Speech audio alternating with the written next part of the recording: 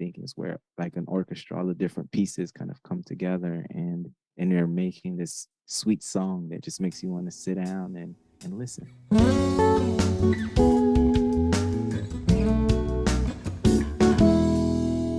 You're listening to With You Podcast, where we talk about real relationships and life transitions. I'm David. And I'm Tara, and this season we'll be exploring marriage. Yeah, we'll be hearing couples tell their stories from different ages, stages, and backgrounds. And we all have a lot to learn from each other, so let's get started. Sounds good.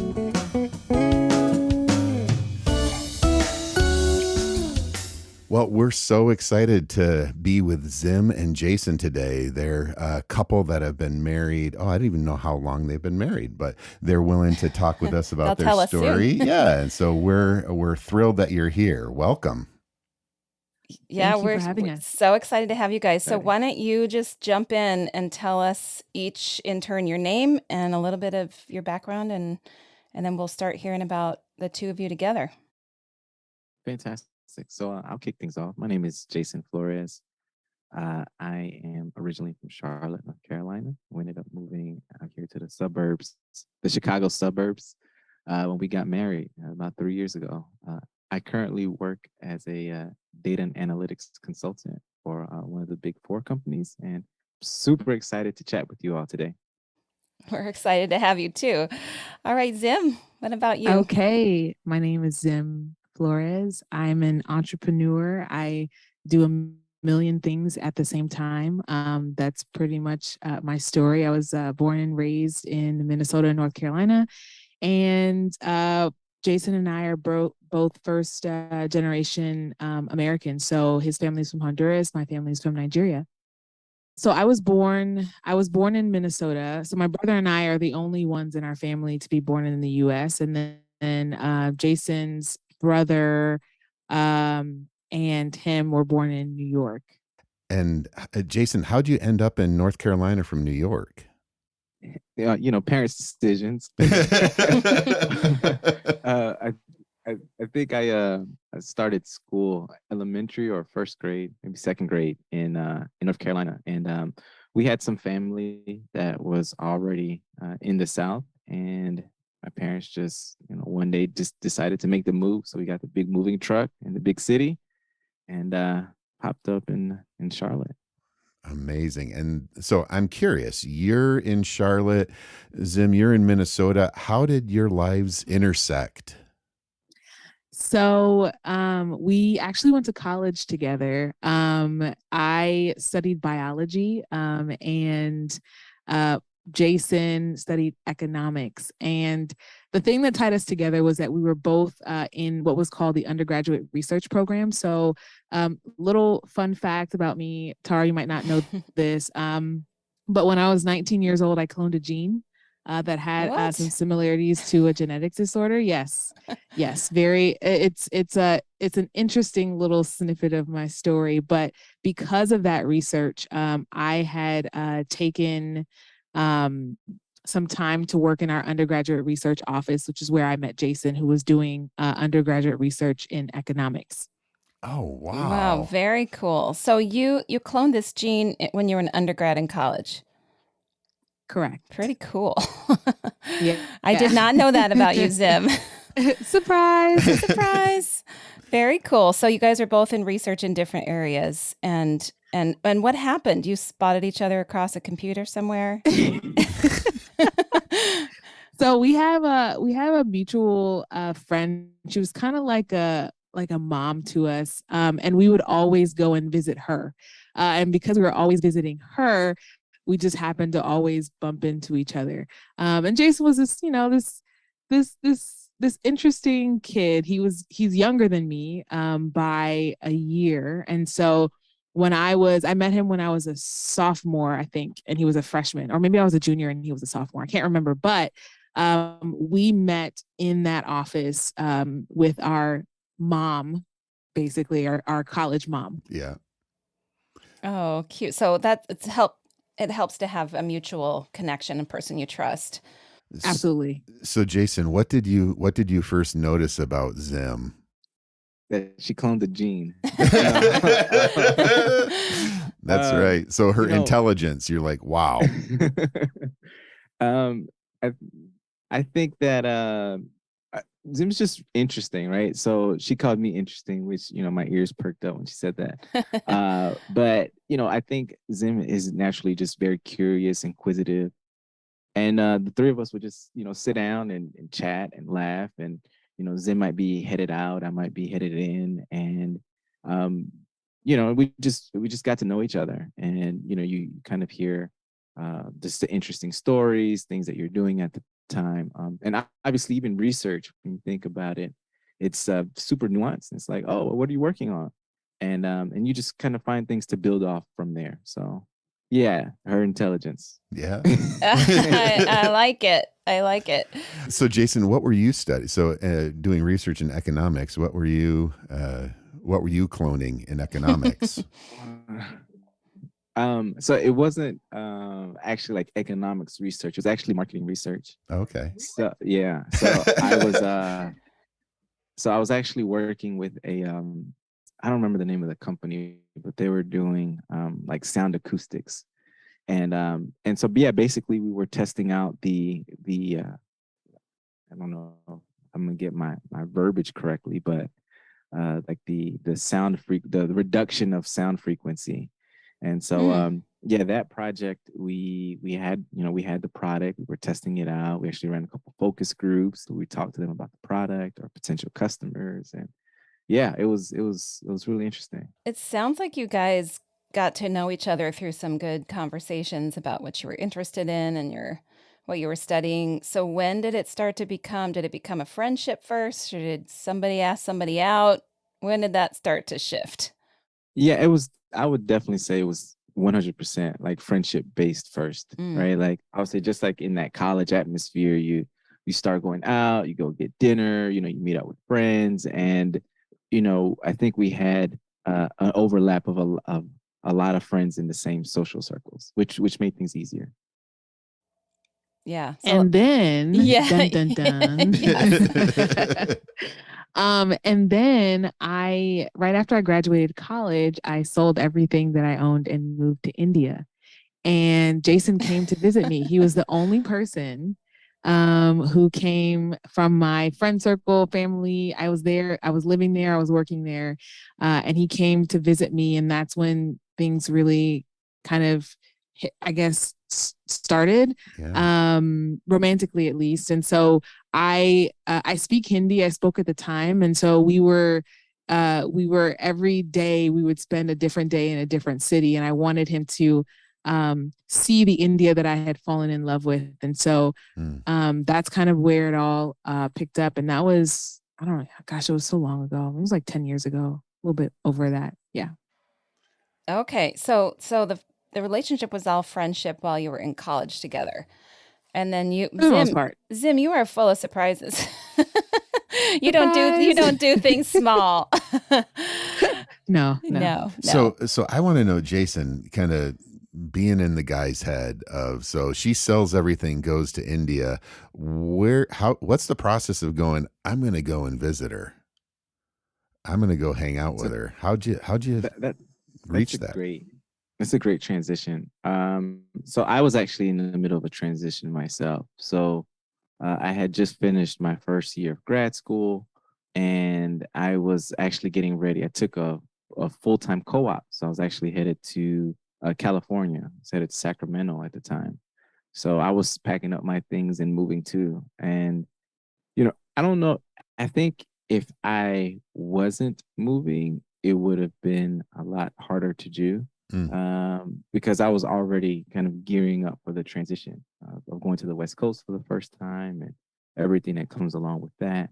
And so it was just an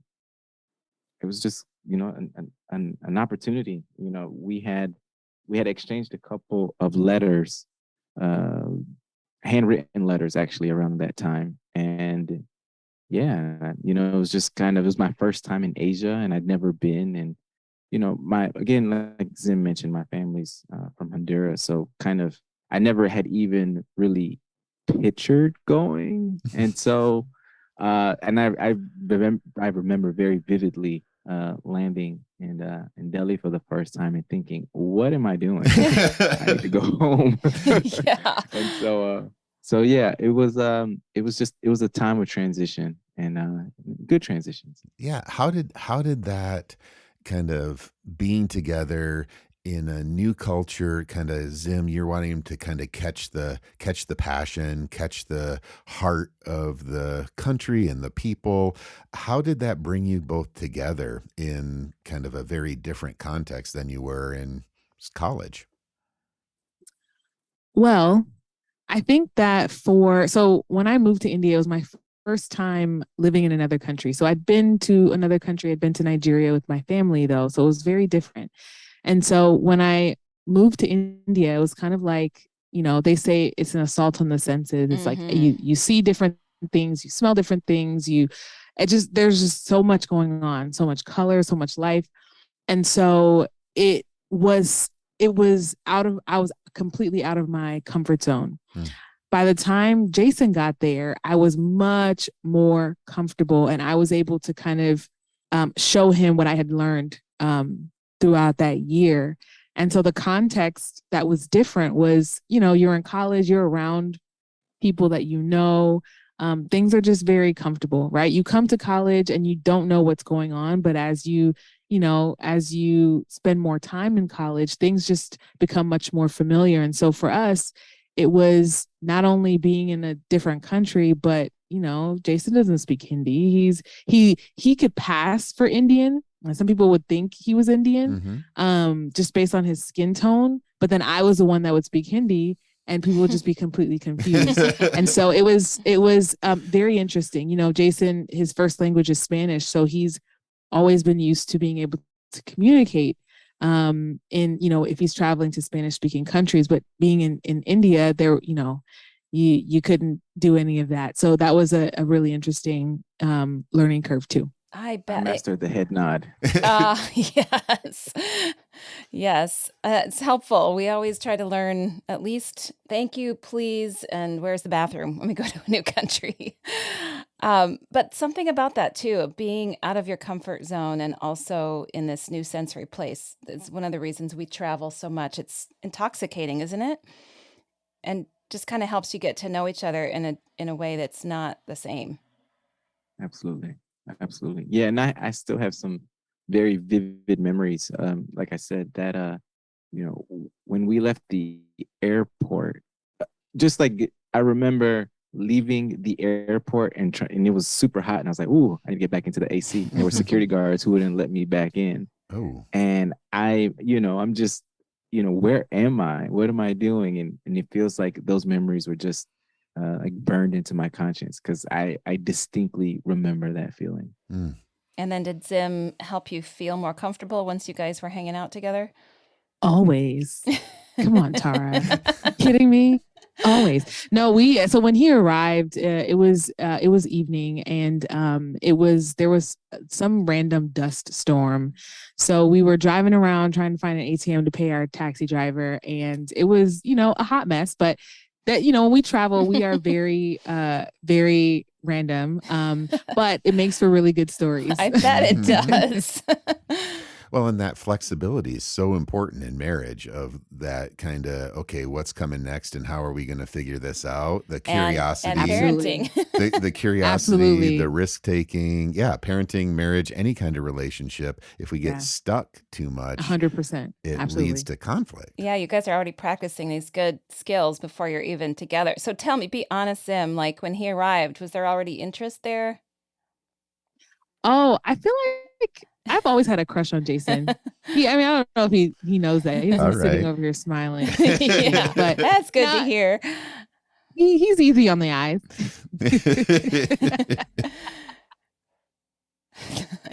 Yeah. So I feel like I've always had an affinity towards Jason. I mean, he's just a very interesting person. And when you get to know him, you'll find that he just has so many unique interests. Like you could talk to him about the Romans. You can talk to him about baking bread. You could talk to him about sports. You could talk to him about travel. The list is endless. Yeah. So Jason, I want to talk to you about Okay, from India to then grad school, like how did that happen and how did you guys continue on your relationship? Oh yeah. So from India. So yeah, after India, um I started my new job. It was June 18th. I remember very specifically. And so yeah, I started, it was difficult, right? Yeah. So um actually after India, I went to Charlotte for like 2 days and just a weekend, just to see my parents and saw some family, and then immediately transitioned out to the West Coast. So that was difficult. Those subsequent months definitely had just adjusting. Right, I'm Yeah. working full time for the first time. I'm away from home. Um, yeah, it was definitely just again like a moment of transition. Yeah, those are huge life transitions. And where did you guys leave it at that point? So it sounds like things kind of progressed while you guys were in India together as far as the direction of your relationship. But when that trip ended, what was the understanding between the two of you? Long distance, actually. Yeah. So we were in a long distance relationship, which I think that our long distance relationship ended when we got married. And so it Mm. was really, it was an interesting transition, right? Because we hadn't lived together, and so that was an interesting transition in and of itself. So we went from, seeing each other maybe once or twice a month to now living together after we were married, and seeing each other every single day. And so I think that right after we got married, Tara, you also might not know this. Maybe you do. I don't know. But I surprised Jason with our honeymoon. It was 8 weeks, 10 countries, and so to go from not spending as much time together to now like spending every single second, every single day in Uh-huh. multiple different cultures and contexts Yeah. was really interesting too. That's Yeah, Woo! that's trial by fire right there. that's it. That's it. Yeah. Let's jump in and navigate all these new things together. Yeah. So, okay, so let's back up just Yeah, a little I bit feel we're because we missing got to something. sort of the We got honeymoon to the before we honeymoon from like we had a correspondence relationship But and then I love this travel theme. honeymoon. I love the way that's going and kind of how it helped you guys. I mean, I'll be honest, a lot of the people we've talked to have this recurring theme of writing letters and having some long distance. I think there's something interesting about that, about Yeah. getting to know somebody in a different way and maybe deepening a different kind of intimacy or knowledge about each other without being present. I think Yeah. it's really interesting. Same. I wouldn't have it any other way. Yeah. So at what point did you decide, oh, we're gonna commit for the long haul to this? Yeah, And with how this. did you like Zim, did you ask Jason? Jason, did you ask Zim? Did you guys talk about it? Surprise? Well, yeah, and just to add to that, was it like communication? Was it FaceTime all the time? How did you guys communicate? And were you talking about future yet, or was this kind of we're just seeing what unfolds? A part of it was like seeing, actually no, I take that back. I was very particular. I was like, I know I'm young, but I want this to have a direction. I want to be able to move forward towards something. And that's really important to me. And it was really important to Jason too. Mhm. And so we had a conversation about, what that looks like. And I think when you're in a long distance relationship, it kind of forces you to have harder conversations quicker, Mhm. right? Because you're not in the same city. You don't, you just have to do things just a little bit differently. And so there was a point where we were like, all right, we're gonna hop in, we're gonna do this thing for the long haul. And it worked really well for us. I mean, Jason, he moved to Brazil after I guess in the middle of his grad school program. And so I was going to Rio, and we would hang out a few times a month. And so being in a long distance relationship kind of forced us to get serious quicker. Yeah, what were you thinking, Jason? Were you already what was making you think Zim was it for a lifetime? That's such a good question. Um, I think, for me, it was just there's just a theme there of, you called it like traveling. In Hmm. my head, it's more like building, right? And you have that, um, not only that consistency, but when you start thinking about the future and what that looks like and what you would like it to look like, having all of those pieces together, just they just not that it just makes sense, but it's building the life that you want to live, and making the life that you want, and we had that, and I think that it makes it like a beautiful like harmony. A melody is actually what I'm thinking, is where like an orchestra, all the different pieces kind of come Mm. together, and they're making this sweet song that just makes you want to sit down and listen. So going with that metaphor, I was going to do the I building just wanted to metaphor, sit and but think I about want how to, beautiful that was for a yeah, minute. I was going to use the building metaphor and ask kind of where did you get the blueprints for the idea of marriage? But I think I'd rather go in composing the music that is your love and life together. What influences have you had in your composition as you compose this beautiful kind of orchestration? Yeah. What So what has influenced faith, family, the idea of marriage? How is it kind of what's taught you to compose what you are living out right now? That's such a great question. I really like how you framed that. I mean, my first influence is, and maybe not obviously, but it's my parents, and seeing their relationship mature and change and fracture, and be rebuilt, and just seeing mm, all of like the different facets of that, um just really, um it's really shaped me, Hmm. right? Just because you just see it all, right? Growing up, and I didn't necessarily want to recreate that, but when I'm thinking about what do I want life to look like, it it's it's poetry but different, right? And Yeah. so, and so that's, I would say, that's my first influence. Mhm. But there's thousands of different blueprints. It could be the random person that you sit next to on the airplane. It's a beautiful 50-year-old couple, and they talk about the love that they had. Or it could be that story that you read. I think just in Western culture, there's such a heavy emphasis on love, and and the pairings of like living a beautiful life, and um you know and I think intrinsically we all want that, and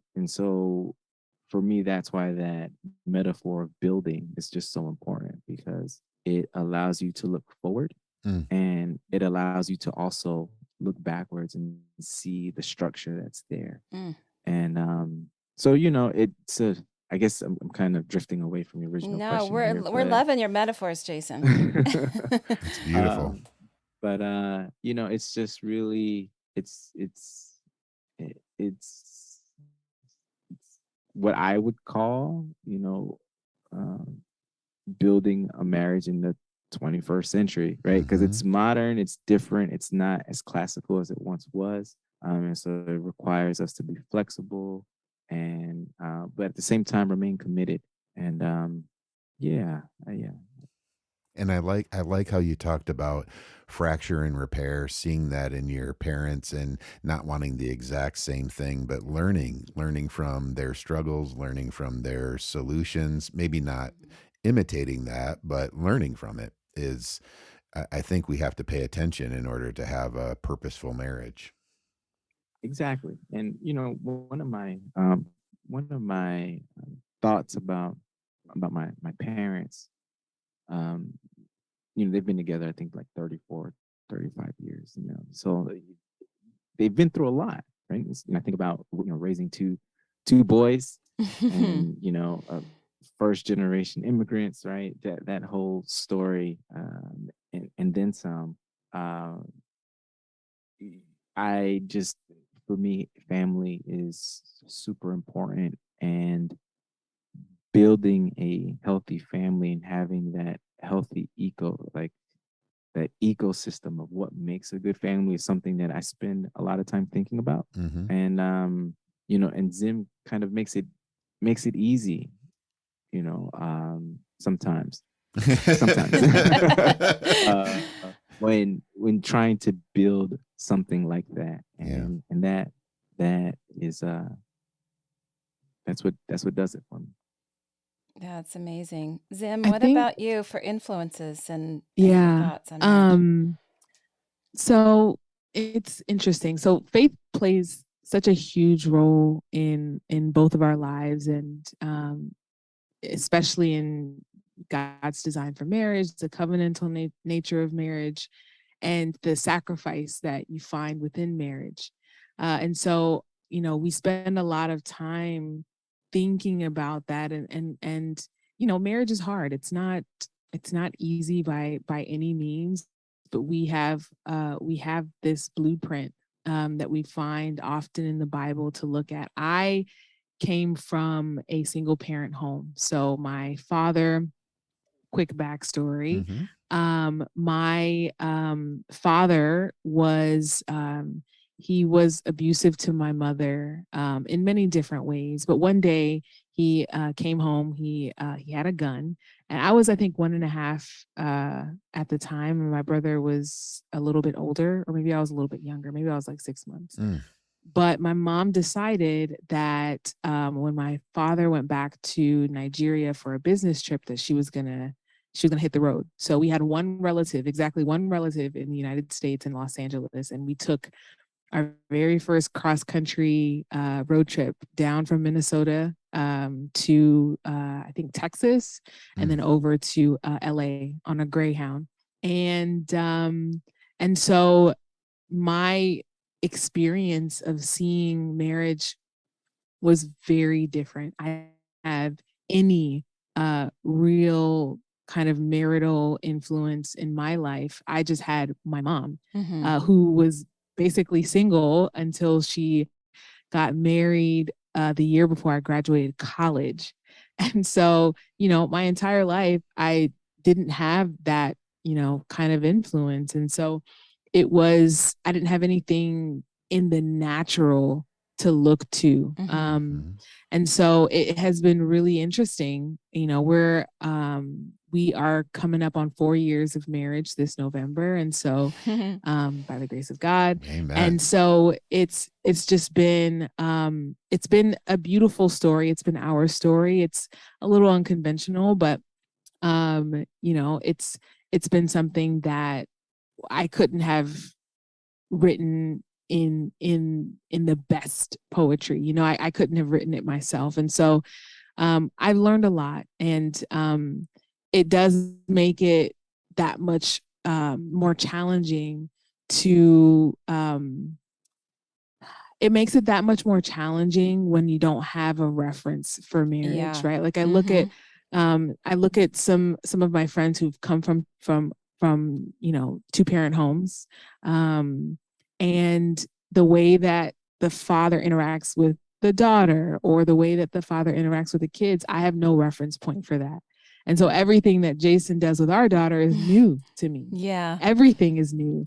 And so I'm constantly having to think about, gets to wake up with a father who can tell her that she's beautiful, that she's worthy, that she's all of these things. And I love that for her. I didn't have that. And so I'm like, it's almost like this beautiful restoration that's happening, just by having her in our lives and seeing how Jason, interacts with her. Yeah, it's amazing. Everything you're building is brand new. Yeah. Yeah. You get to build it from scratch, and that's amazing. So Zim, with the comment about marriage is covenantal, I'm kind of curious of what you mean by that, and kind of the relationship you have with God through Jesus, how that informs kind of the relationship you have with Jason. Yeah. Well, I understand the nature of a covenant, right? It's not something that should be easily broken, right? We look at the Bible and we look at the covenant that God had with Abraham, the covenant that He had with Joseph. I mean, there you can see it throughout the entire Bible. They were these promises that were not broken. Mm. There's a scripture, I don't have it at the top of my mind, but it's a scripture. Maybe I need to find it and send it to you all, but it essentially says that God will break the covenant that He has with the moon and the sun before He breaks the covenant that He has with His son. And so I think about that, and I think about marriage. And sometimes, we live in a world now where some folks just don't take it as seriously as it should be. But it is a reflection of Christ and His church. And I remember, I mean, it's just daily dying to yourself when I have pride that rises up, which is often.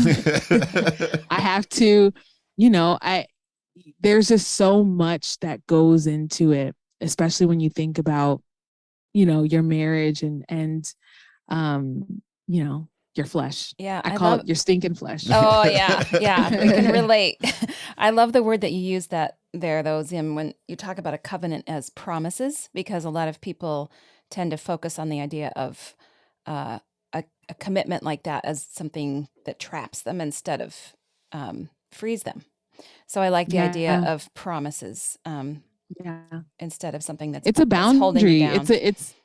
There is protection within that boundary, and there's blessing that's there too. And so I think that, like what you said, some people will see it as like a law or something that's binding them, but there's so much freedom within the boundary of that covenant. Obviously, there's consequences if you break the covenant. We also see that in the Old Testament as well. But when you're within that covenant, you are protected completely. Yeah, Tara and I talk about where we feel fortunate in our relationship. If we respond to each other as an act of love for God or worship, it frees us up to not get into the tit for tat kind of thing of, oh, you did this, and so then I'm going to do this. I'm freed up to respond and love her regardless of what she does. It's usually the other way around that's more important, that I praise God she doesn't treat me the way I deserve to be treated. Yeah. I can relate. Well, that's amazing that you guys are kind of combining those different backgrounds, and that's what marriage is really all about, kind of taking where we're from and building something new, because sometimes where we're from, we want to kind of recreate some of it, but we also want to build something new in our new family. And I know you guys, and you've alluded to this, you've become parents. So that's a whole new transition as well, speaking of transition. So how has that it's been less than a year. How has that changed some of your, I don't know, the dynamics in your relationship as you navigate new roles and things like that? The musical orchestra, how is the music performed differently a with new your daughter? instrument has been added. We're tuning a new instrument. Perfect. The new instrument is definitely playing its own tune right now. But I would say, I mean, for me, it's also a transition, right? And one of the things that I've been specifically very mindful of this year is to make sure that we have time as not as parents, but as a husband and wife, right? And whether that's we what was it? We were making sure that we get our date night. I think that parenting is also 24/7. There's never been another responsibility that we've ever had that requires that much attention at its own time. And so, I think it really strengthens the partnership, or the you got my back, right? If I'm tired and or Zim needs a nap, hey, let me grab her. I'll take her for the next, however much time you need or whatever. And you really start depending on one another in a different type of way, because now we're doing this together, and that's not as a clean cut transition as we would like it to be, and we're learning along the process. And so it's been, I think it's been good. I think that we find our strides, and our daughter just matures, and we adjust, and we plan, and we talk, and we're figuring it out. Wow, how do they say, figuring out the plane, or the car while driving it, something like that. So Yeah, that's right. That's right. Learning how and to drive while but you're in already behind the wheel. exactly, but in doing so, I think that, or we try to pay very special attention to one another, to make sure that we're both in a good place, physically, mentally, spiritually, because it requires all, I would say, like, good parenting requires all of those, in my experience. And so that's been a real pillar of what we've been doing in past couple of months. So, Yeah, it's a lot. What a lot of people are really curious about is the tough times. And I know you guys have had them in the amount of years that you've been together. So whether it's with parenting, Lots. yeah. Yeah. So what are some of those moments that surprise you or really challenge you? And how have you dealt with that? um, I'll start that off. So the toughest thing that I've dealt with is actually patience. So I consider myself a very patient person. It takes a lot to set me off. However, I've never had to be patient at 3 in the morning, or with lax, running on 2 hours worth of sleep, and there were moments when I am my fuse is short, and I've never had to deal with. I can always go self-soothe if if I'm angry, or if I'm happy. I can go to my little corner, my little world, and I'll be fine when I step out the room. And but this is different. And so um yeah, so that for me has been my biggest challenge up to this point. It's just maintaining my patience, and learning our daughter's communication style, and trying to communicate with her, and making sure that I am also communicating, not out of anger, but out of a place of understanding, when those times come. And so that's definitely been my biggest challenge.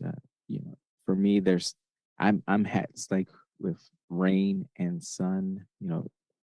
It helps trees be green. Like, food and sleep help me just be happy, and Isn't that the truth?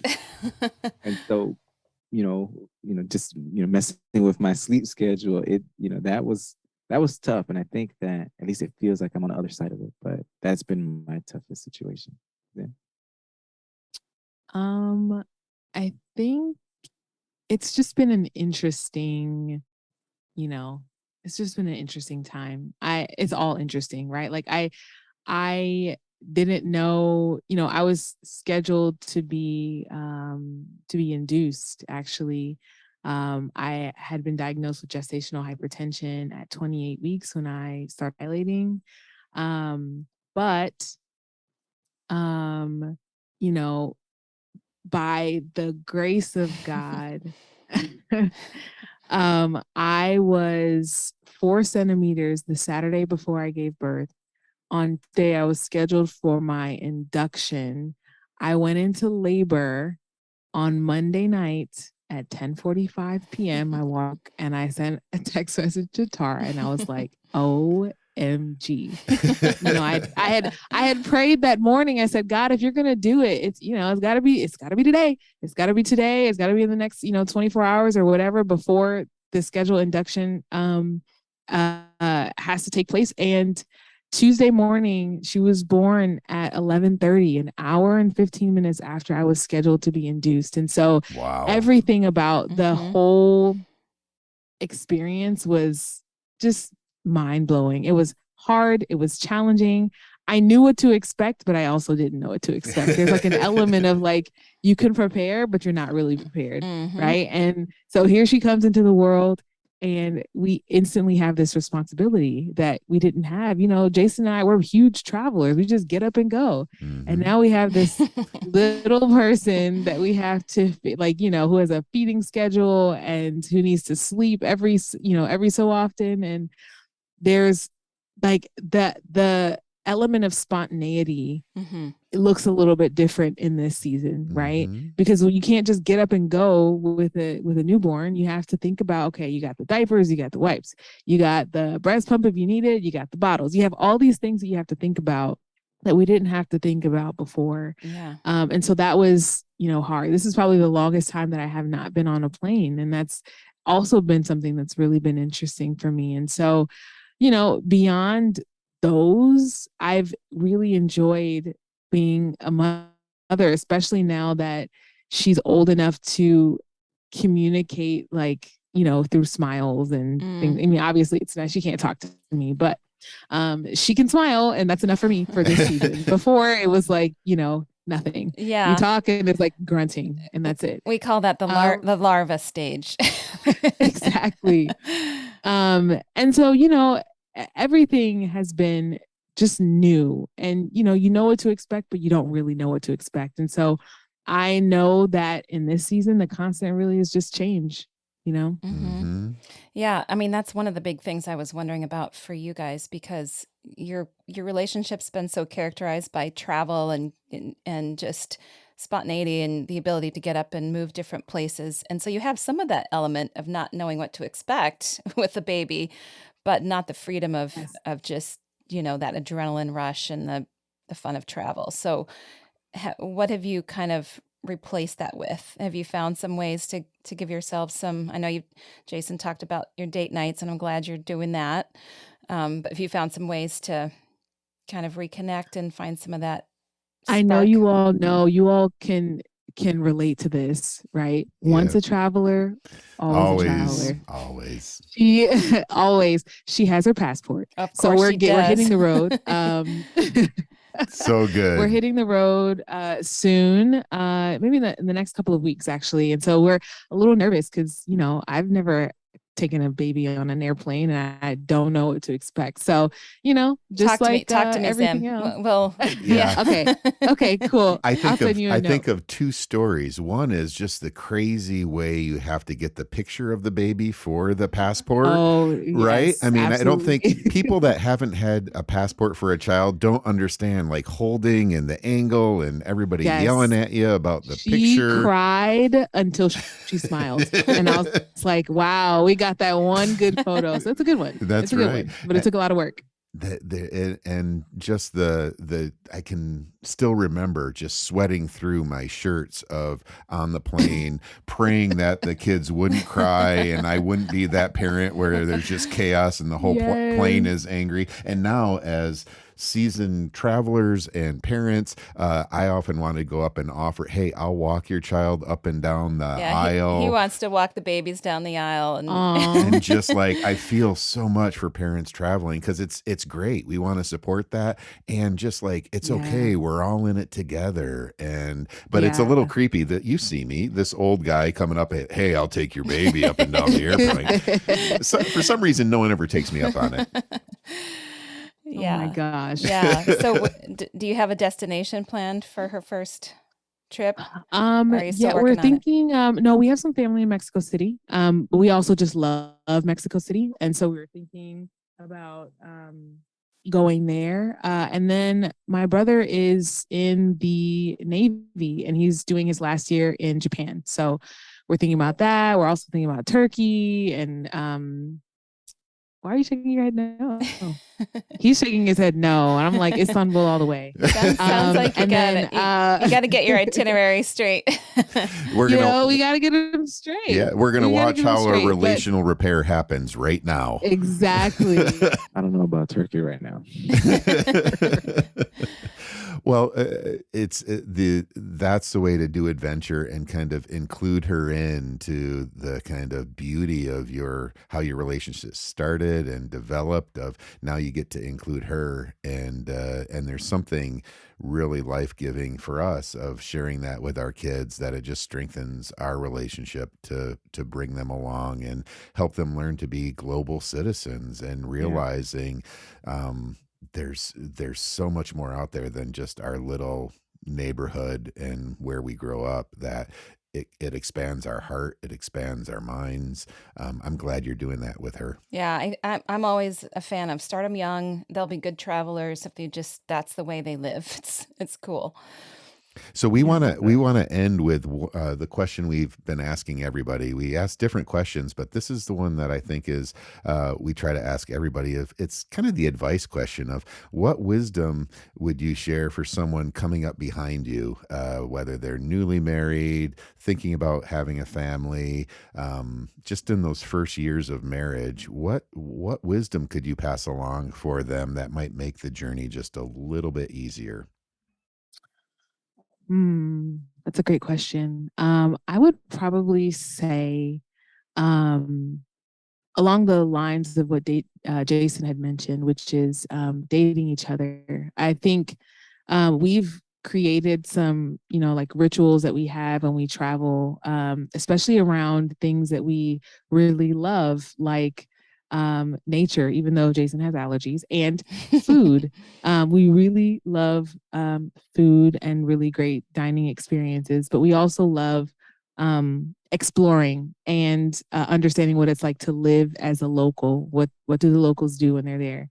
And so that doesn't have to be only international. It can be within your own, neighborhood. It can be within your own city. It doesn't have to be, you don't have to cross the seven seas to do it, but making sure that you all are continuing to build on it, especially if you started out your relationship as friends. There were things that you all loved to talk about or do as friends. Don't abandon those once once you get married. Definitely.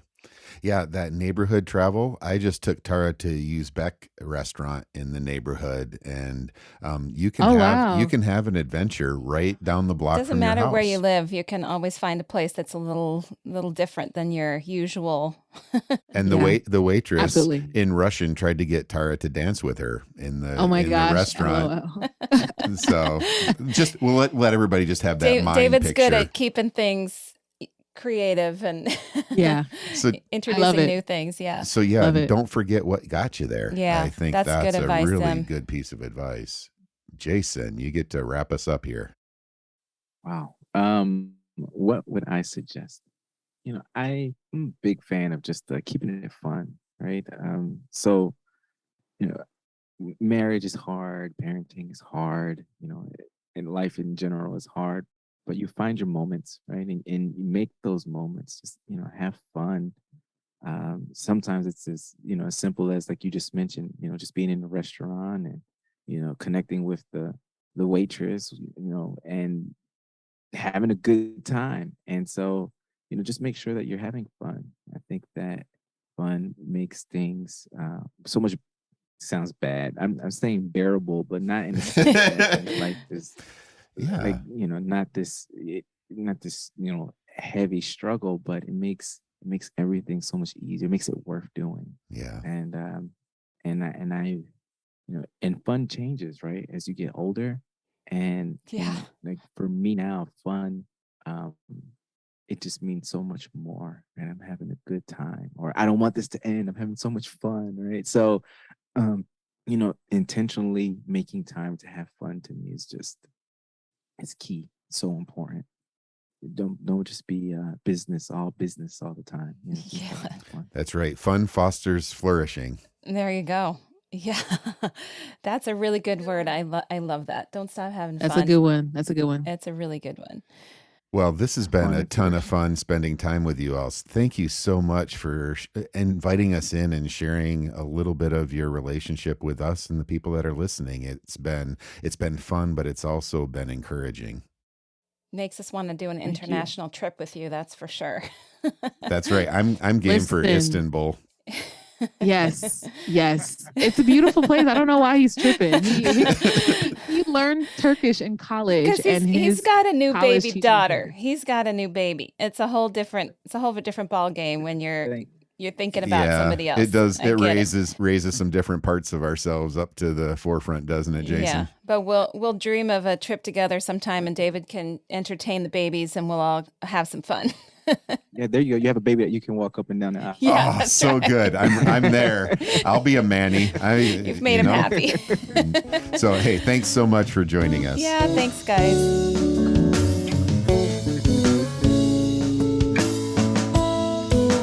Thanks for being with us today. We hope you'll get more information about everything we talked about today on our show notes page on the website. I was going to say, where could we find the show notes page? withyoupodcast.com. Awesome. And also, while you're at it, we would love for you to subscribe to the podcast, leave us a review, and let us know what you're thinking. Can we ask that it's only good reviews? You can ask anything you want. Okay, leave good reviews.